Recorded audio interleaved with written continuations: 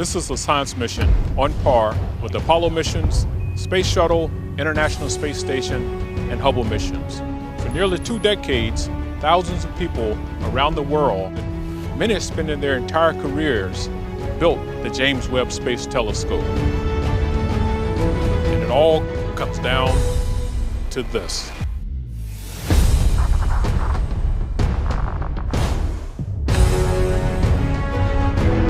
Once we launch the James Webb Space Telescope, there are no second chances. We have 300 single-point failure items, and they all have to work right. When you're 1,000,000 miles away from the Earth, you can't send someone to fix it.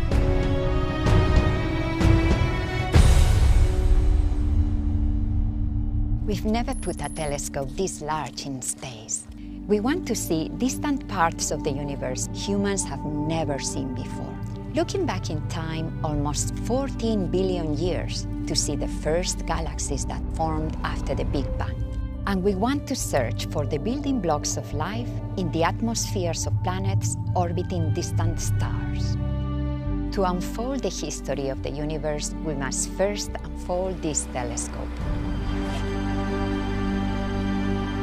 This is the largest primary mirror, the largest sun shield, and the most powerful space telescope ever built. And yet, this large telescope needs to fit inside a 5.4-meter diameter rocket fairing.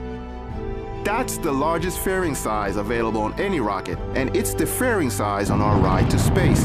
The Ariane 5, provided by the European Space Agency, is one of the world's most powerful rockets.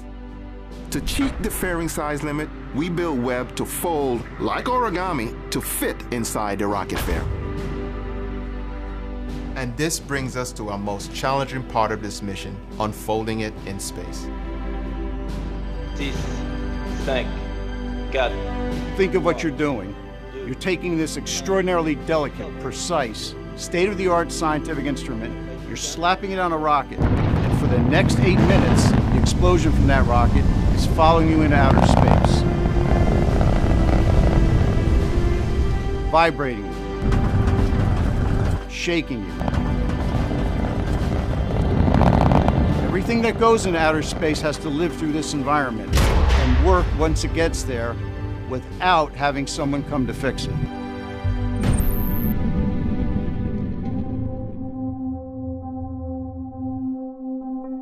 Two weeks.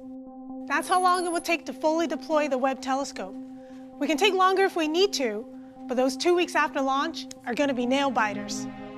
This is the Mission Operations Center at the Space Telescope Science Institute in Baltimore. Those 2 weeks after launch will be like our Super Bowl, World Cup, you pick the analogy. Years of training comes down to these moments. The Webb Observatory has 50 major deployments, 50 depending on how you categorize them, and 178 release mechanisms must work to deploy those 50 parts. Every single one of them must work. Unfolding Webb is hands down the most complicated spacecraft activity we've ever done. Then again, nothing about Webb is easy. We've never done any of this before. There's nothing simple about sending anything into space. You can't do it without taking risks. This mission is squarely in new spacecraft territory. Webb is the perfect example of science desire driving engineering capability to new frontiers. Webb's unique design was born from reasoned engineering to accomplish its science goals.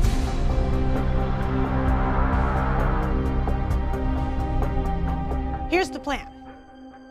Shortly after launch, we unfold Webb's solar panel for power and our Huygens antenna for communication.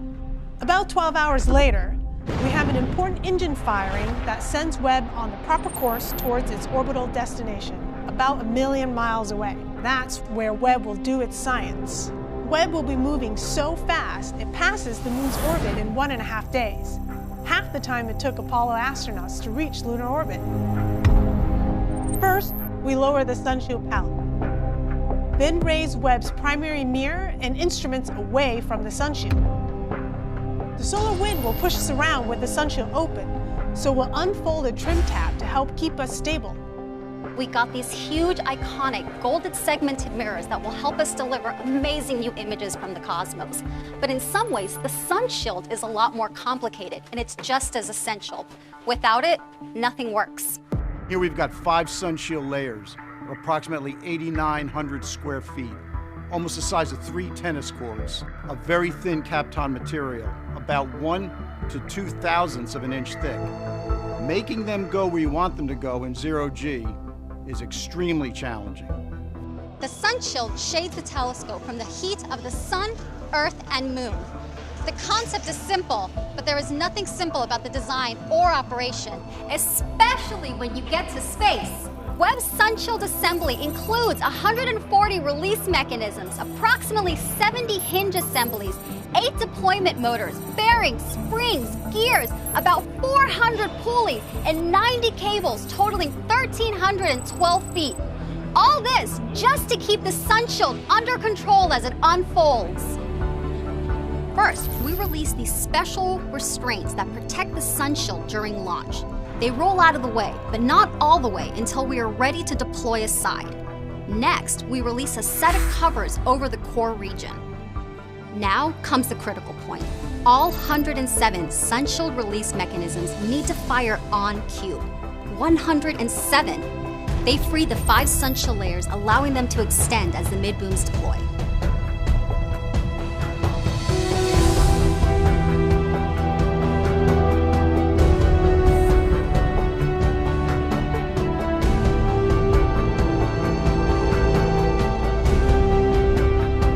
Sun shield fully deployed, we start setting up the optics. First, the secondary mirror is extended and locked into place, and a special radiator behind Webb is extended, which helps further lower the temperature of the science instruments. Finally, we open the primary mirror's wings and lock them in place. With that done, Webb is in its final configuration, but we're not done yet. After 47 deployments, and accomplishing the hardest spacecraft unfolding NASA has ever done, Webb still won't be ready for science. While the instruments cool, we'll control motors behind each of Webb's 18 mirror segments, a secondary mirror, and the fine steering mirror located inside the center of the primary mirror. We'll precisely align the mirror segments to form a perfect mirror. Then, Webb will be ready to explore the cosmos.